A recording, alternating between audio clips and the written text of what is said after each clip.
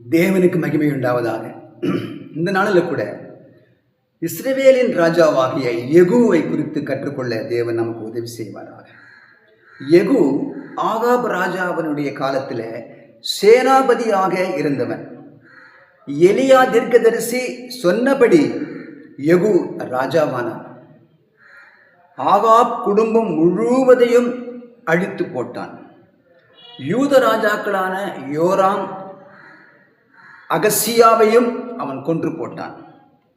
யெகூ வேகமாக ரதத்தை ஓட்டுகிறவன். அவன் சோம்பேறித்தனமாக இருப்பதில்லை, அவன் சுறுசுறுப்பாக இருப்பவன். 2 ராஜாக்கள் 10ஆம் அதிகாரம் 10ஆம் வசனத்தில் கர்த்தர் ஆகாபின் குடும்பத்தாருக்கு விரோதமாக சொன்ன கர்த்தருடைய வார்த்தைகளில் ஒன்றும் தரையிலே விழவில்லை என்பதை அறிந்து கொள்ளுங்கள்.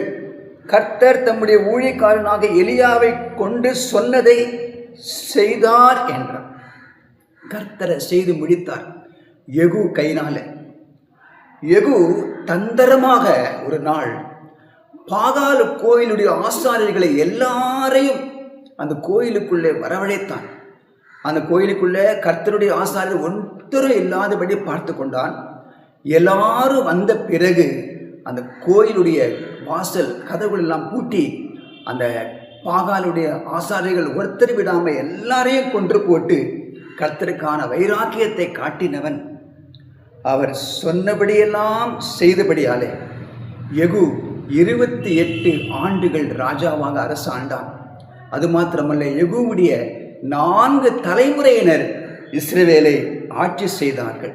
ஆனால் யெகூ தேவன் சொல்லாததையெல்லாம் செய்தான்.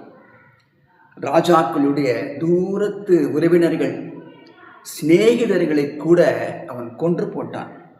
ஆனபடினால ஓசியா புஸ்தகம் 1ஆம் அதிகாரம் 4ஆம் வசனத்தில் கர்த்தர் அவனை நோக்கி, இவனுக்கு யெஸ்ரயேல் என்று பெயரிடு, ஏனெனில் இன்னும் கொஞ்ச காலத்திலே நான் யெகூவின் வம்சத்தாரிடத்தில் யெஸ்ரயேலின் இரத்தப்பழியை விசாரித்து இஸ்ரவேல் வம்சத்தார் ராஜ்யபாரத்தை ஒழிய பண்ணுவேன். அந்த யெகூ தேவையில்லாமல் அப்பாவி மக்களை கொன்று போட்டபடியினாலே அந்த இரத்த பழிக்கான நியாய தீர்ப்பு அவன் சந்ததியிலே வந்தது என்று பார்க்கிறோம். நாமும் கூட கர்த்தருக்காக வைராக்கியம் பாராட்ட அந்த வைராக்கியத்தின் ஆவியை தேவன் நமக்கு தருவாராக, அந்த கிருபையை தருவாராக, அந்த சுறுசுறுப்பான அந்த ஆவியை நமக்கு தருவாராக. ஆனால் தேவன் சொல்லாததை நாம் செய்யாதபடிக்கு, அவர் சொல்லுகிறதை மாத்திரமே செய்யும்படிக்கு தேவன் நமக்கு உதவி செய்வாராக, நல்ல ஆலோசனைகளை தருவாராக. கர்த்தர் உங்களையும் உங்கள் பிள்ளைகளையும் அப்படியே ஆசீர்வதிப்பாராக. God bless you.